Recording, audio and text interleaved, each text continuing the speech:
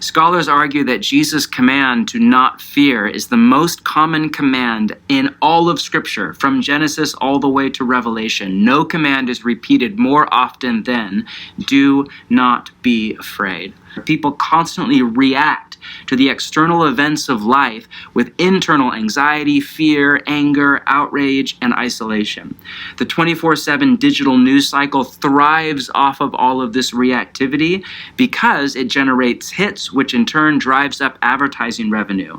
So the media make money off of our anxiety and our addiction to our phone. Often the outrage is even couched as a kind of social justice, when in reality it's just a way to make money and to garner followers. This is just 5 practices from the life and the teachings of Jesus himself as they come to us through Matthew and the New Testament that I kind of think are counter habits to the vicious cycle of anxiety in Western culture. You ready? Here's number 1, slowing.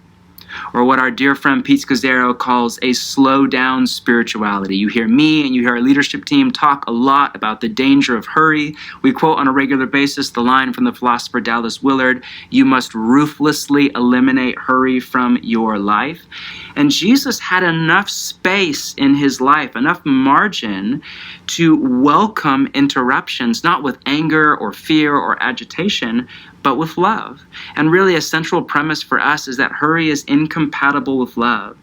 What if instead of just filling that up with more news or Netflix or activity or frenetic busyness, what if we really were to slow down and make space for the interruptions, to practice hospitality, to invite our neighbors over, to invest in relationships, to call and check in on people, to create space to slow down for love? The more stress we're under, the more anxiety in our city or our nation, the more we need to prioritize rest and renewal at every level of our being: mental, emotional, physical, relational, and above all, spiritual.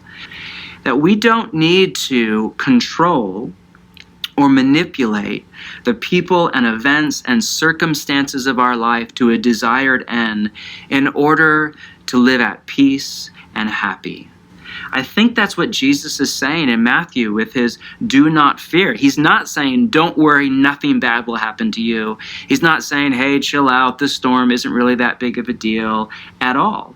He's saying, no matter what happens, either way, whatever happens, you can live a life that is set free from fear if you just release the need for control and rest in my love.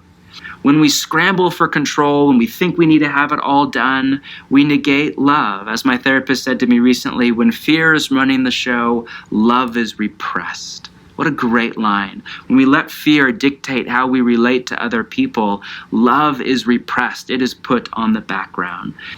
In the coming week, with every relationship that you are in and that you face, may you, may I, may we as Bridgetown Church become more and more people of love.